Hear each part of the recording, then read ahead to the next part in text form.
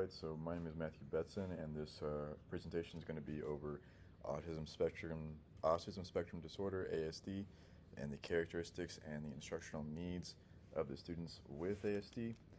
So by the end of today's session, hopefully you will leave with some practical strategies you can use to help your students with ASD to foster their communication and just help them in general to thrive socially and academically.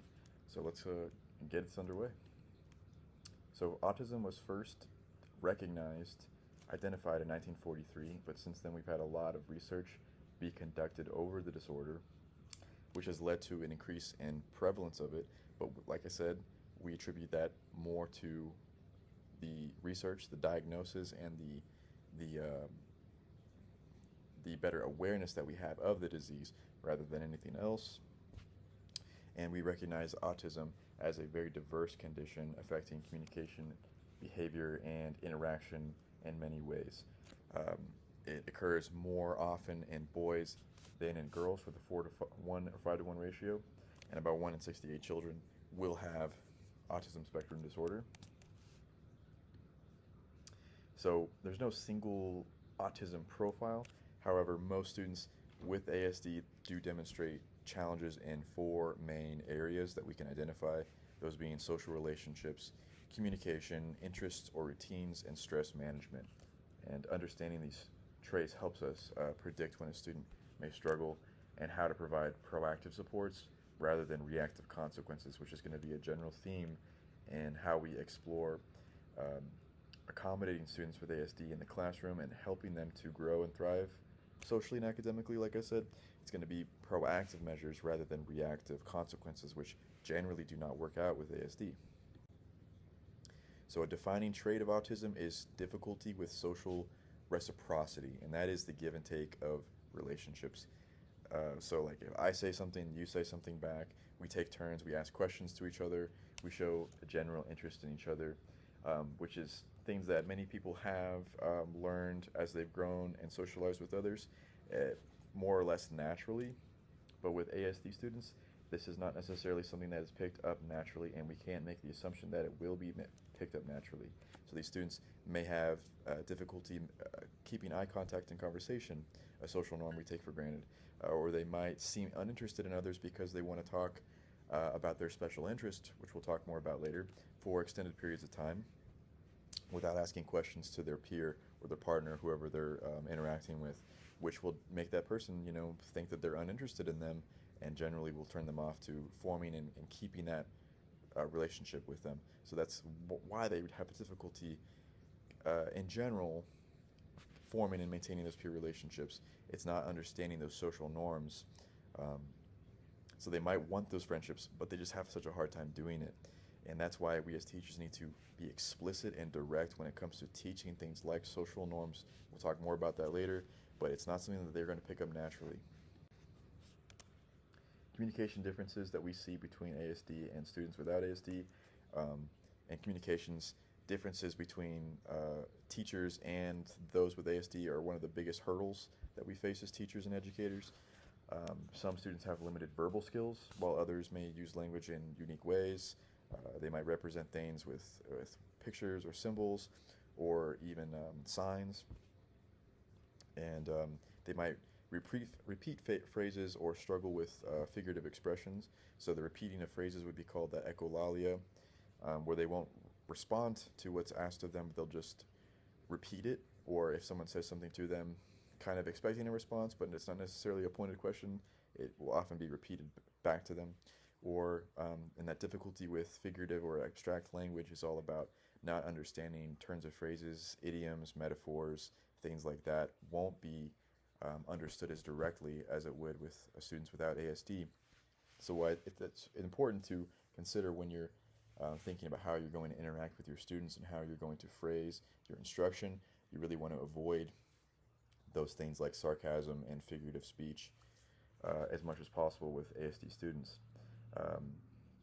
That being said, their differences in communication can be leveraged to help them because they might do better with visuals, pictures, or gestures. For example, we can meet them there with augmented alternative communication devices, and like PECS, or just the picture exchange communication system. This can help bridge the communication gap and help reduce frustration for these students.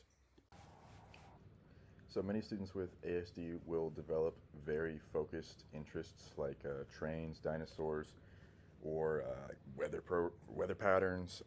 My nephew, for instance, has ASD, and he is obsessed with Legos. He can tell you everything that there is to know about Legos, and so these can be really can almost become what we would call obsessive. They're just very intense, very narrow, and it can be frustrating to some teachers. But we need to, instead of think of them as deficits or as distractions, we need to leverage them. We need to connect with our students' interests, especially with ASD students. So for example, a student who loves trains, they might be able to practice math by calculating travel times or distances, or maybe write stories about train conductors or railroads, or explore the history of trains.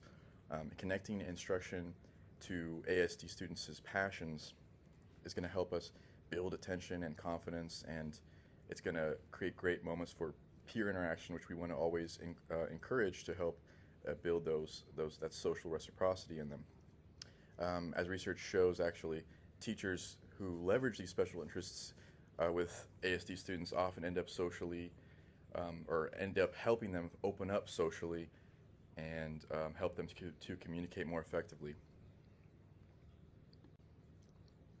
Many students with ASD, and remember, not every student, this is a spectrum disorder, so it's going to vary from case to case, but they sometimes will have experienced the world much more intensely. For example, like a buzzing lights, an overhead light, or a strong smell in the cafeteria, or a steady roar from the cafeteria, might seem normal to most of us, and we'd be able to tune it out. But people with ASD, students with ASD, sometimes will be very stressed out and overstimulated as a response to this hypersensitivity to their surroundings, which can be specific or sometimes general. So when they are stressed, students will maybe rock or hum, or sometimes do these repeated motions to self-soothe, which would be called restricted and repetitive behavior, because they're trying to get back to something that's familiar and stable, as opposed to this thing in their environment, which is sort of like an upstart. It's some novel experience that they weren't prepared for necessarily. So to accommodate them with this issue, we need to build predictability in the classroom.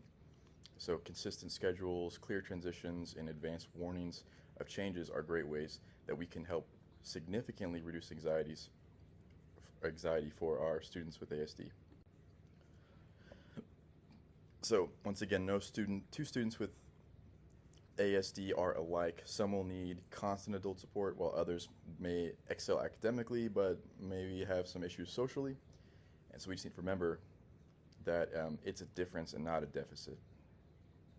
There's varying strengths and visual, artistic, musical, or logical strengths that we see with students with ASD, and it's just important that we focus on those strengths to help them grow.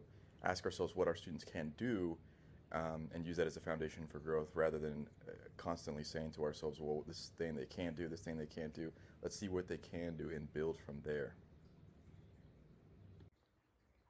So responding to behavior that we see with ASD students. When a student acts out, it's really important that we ask ourselves, what are they trying to communicate? Remember, ASD students sometimes communicate in alternative ways, but also their behaviors can stem from stress or confusion or unmet needs that they see. So the key to avoid this, to be proactive, is to structure predictability and to create an atmosphere of positive reinforcement in the classroom. So for example, if a student rocks or paces, that might be their way to cope, not necessarily defiance. We can offer alternative self-regulation strategies rather than punishment, which would be the ideal scenario, because we don't want to punish reactively behavior that we might personally take as defiant behavior or recalcitrant behavior when in fact it's just a coping mechanism. So rather than um, punishing this, we would want to accommodate it. Like I know a teacher who had an ASD student and gave the student a rocking chair in the classroom because the student would rock in their seat, but the rocking chair actually let the student know that it was okay to rock. They weren't going to be punished for it, and it was in a way encouraged. And with the rocking chair, it actually made the situation more or less disruptive for students around that student because there was less noise with the rocking chair. It was just a great example of a proactive um, course of action to take with a student who's presenting what might be considered challenging behavior. So social growth takes direct teaching. Once again, it's so important that we are direct and explicit with social norms and teaching in that way. Tools like social stories, for example, help explain expectations in a way that makes sense to students with ASD. Social stories are like these personal narrative stories that will walk ASD students through a set of expectations or procedures in a personalized narrative way, which can be delivered to them or taught to them explicitly before, let's say, like a novel event happens, like a field trip. You could, as a teacher, work with the student with ASD to give them this social story about going to the destination field trip, what they're going to do there step by step, and it'll help them prepare mentally for this novel event. But you could also do that with classroom expectations and rules. Doing play scenarios is another great way to do it, and it's kind of an elaboration in a way of social stories. So you act out specific routines and procedures when they're not actually happening in the classroom, so that when it does happen, the student will be more prepared for it and will feel less stressed out by that experience. Pairing up ASD students with buddies who can model appropriate behavior and then give these students some positive social exposure is a fantastic way of fostering social interactions as well. So, for instance, you might pair a student strategically during like lunch or recess, or especially during group work, so that interactions are supported and not as overwhelming as they otherwise might be. So when communicating with a student with ASD, be precise is the rule of thumb. Avoiding sarcasm and idioms like we talked about. Those things can be really confusing to people with ASD.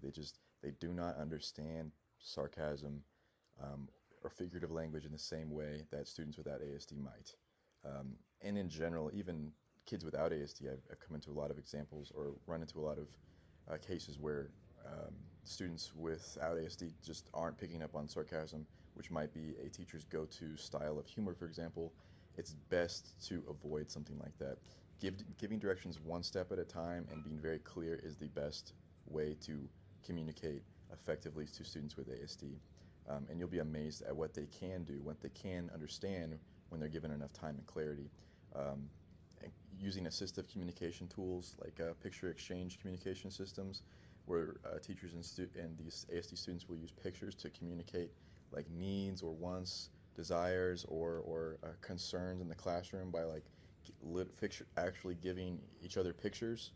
Like a ASD student might come to you and hand you a symbol for the bathroom to let you know that they need to go to the bathroom. That would be an example of an alternative form of communication that's much more effective than another style. Once again, meeting a student with their specific case needs. So, key takeaways here: the most effective supports for students with autism come from teamwork between teachers and parents and specialists. It's important that we communicate and understand the specific way that the disorder is manifesting in the student. When we create these structured, communicative, and inclusive classrooms, we can help the students with autism, not even just those students, but all students, learn empathy, patience, and acceptance. It's a great lesson for every student in the classroom. So thank you for your work, what you do, and hopefully this will help you make your classrooms an inclusive place for every child.